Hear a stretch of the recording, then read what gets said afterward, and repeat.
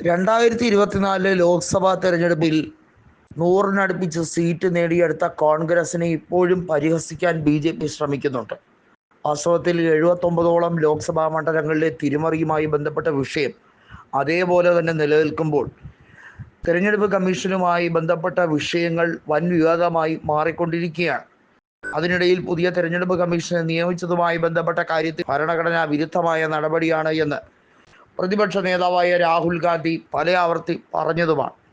ഇവിടെ എടുത്തു പറയേണ്ട ഒരു കാര്യം, ലോക്സഭയിലെ സ്പീക്കർ ഓം ബിർള അദ്ദേഹം കൃത്യമായും ചില ബില്ലുകൾ പാസാക്കാൻ അദ്ദേഹത്തിൻ്റെ ഭാഗത്തു നിന്നും ഉണ്ടാകുന്ന ഏറ്റവും വലിയ സമ്മർദ്ദം എന്ന് പറയുന്നത് BJP നേതാക്കൾക്ക് കേവല ഭൂരിപക്ഷമില്ലാത്തൊരു സഭയെ നിയന്ത്രിക്കുമ്പോൾ അദ്ദേഹത്തിനുണ്ടാകുന്ന വ്യത്യാസം തന്നെയാണ്. സ്പീക്കർ പദവി ഒഴിയാൻ ലോക്സഭാ സ്പീക്കറായ ഓം ബിർള തയ്യാറായി പലതവണ കേന്ദ്രത്തിനെ സമീപിച്ചിട്ടും അദ്ദേഹത്തിന് ആ രീതിയിലുള്ള അനുമതി നൽകുന്നില്ല.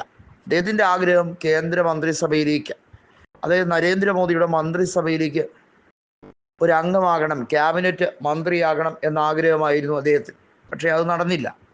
സ്പീക്കർ പദവിയിൽ തന്നെ അദ്ദേഹം ഇരിക്കുകയാണ്. അദ്ദേഹത്തിന് ക്യാബിനറ്റ് പദവി എന്നതിൽ മാത്രമാണ് ചിന്ത. ലോക്സഭാ സ്പീക്കർ എന്നത് വളരെ ബുദ്ധിമുട്ടേറിയ കാര്യമാണ് എന്ന് തുടക്കം തന്നെ വ്യക്തമായതാണ്. ജഗദീപ് ധൻഖറിനെ സംബന്ധിച്ചിടത്തോളം പക്ഷേ അങ്ങനെയല്ല. അദ്ദേഹം BJPക്ക് വേണ്ടി ഏതറ്റം വരെയും കരുക്കൾ നീക്കാൻ തയ്യാറായി പ്രതിജ്ഞ എടുത്തതുപോലെയാണ് നിൽക്കുന്നത്. ജഗദീപ് ധൻഖർ നേരത്തെ നമുക്കറിയാം ബംഗാൾ ഗവർണറായിരിക്കവേ അവിടെ ഭരണത്തിൽ ബുദ്ധിമുട്ടുണ്ടാക്കാൻ വേണ്ടി വലിയ ശ്രമങ്ങൾ നടത്തി. മമതാ ബാനർജിയുടെ തൃണമൂൽ കോൺഗ്രസിനെ തള്ളിയിടാൻ മാത്രമൊന്നും ജഗദീപ് ധൻഖറിന് ആവതില്ല എന്നുള്ളത് അദ്ദേഹത്തിനും അറിയാം, BJPക്ക് നന്നായി അറിയാം. എന്നാൽ ആവുന്നത്ര ബുദ്ധിമുട്ടുകൾ ഉണ്ടാക്കി ദുർഘടം പിടിച്ച ഒരു സാഹചര്യം ബംഗാൾ ഉണ്ടാക്കുക, അതൊക്കെയായിരുന്നു അദ്ദേഹത്തിൻ്റെ ഏറ്റവും പ്രിയ വിനോദം. അത് കൃത്യമായി രാജ്യസഭ അധ്യക്ഷൻ എന്ന രീതിയിൽ, ചെയർപേഴ്സൺ എന്ന രീതിയിൽ അദ്ദേഹം ചെയ്യുന്നുമുണ്ട്. അതേ BJPയുടെ നേതാക്കൾ സംസാരിക്കുമ്പോൾ മാത്രം കൂടുതൽ ഇടപെടാതെ മാന്യമായി ഇരിക്കുകയും പ്രതിപക്ഷ അംഗങ്ങൾ സംസാരിക്കുമ്പോൾ ഏറ്റവും മോശമായ തരത്തിൽ ഇടപെടുകയും ചെയ്യുക. ഒരുപക്ഷെ രാജ്യസഭ കണ്ട ഏറ്റവും മോശം ചെയർപേഴ്സൺ ആര് എന്ന് ചോദിച്ചാൽ അത് ജഗദീപ് ധൻഖറാണ് എന്ന് ഒരു ഭാവമാറ്റമില്ലാതെ ഏതൊരു പ്രതിപക്ഷ പാർട്ടിയിലുള്ള അംഗത്തിനും ഉത്തരം പറയാൻ കഴിയും.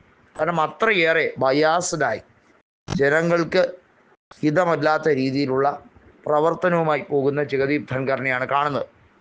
ലോക്സഭയിലും രാജ്യസഭയിലും ഉണ്ടായ അടിക്കടിയുള്ള മാറ്റം, കേവല ഭൂരിപക്ഷം നഷ്ടപ്പെട്ട BJP വിറളി പിടിച്ചിരിക്കുമ്പോഴാണ് ഇത്തരത്തിലുള്ള രാഷ്ട്രീയ കാര്യങ്ങൾ സംഭവിക്കുന്നത്. എന്നാൽ ലോക്സഭയിലെ സ്പീക്കർ സ്ഥാനം ഒഴിയാൻ വീണ്ടും ഓം ബിർള തയ്യാറാകുന്നു. സ്പീക്കറായിട്ട് പുതിയ പേരുകൾ നിർദ്ദേശിക്കപ്പെടുകയാണ്. സ്പീക്കർ പാനലിലുള്ള നിരവധി പേരുകൾ ഉണ്ട്. ജഗദീപ് ധൻഖർ ആ സ്ഥാനത്ത് നിന്നും മാറ്റിയില്ല എങ്കിൽ രാജ്യസഭയിൽ കോൺഗ്രസ് സഹകരിക്കില്ല എന്ന് മല്ലികാർജ്ജുൻ ഖാർഗെ ഉറപ്പായും പറഞ്ഞിരിക്കുകയാണ്. അപ്പോൾ ചുരുക്കം പറഞ്ഞാൽ ലോക്സഭയിലും രാജ്യസഭയിലും നിർണായക മാറ്റം ഉടൻ തന്നെ ഉണ്ടാകാൻ സാധ്യതയുണ്ട്.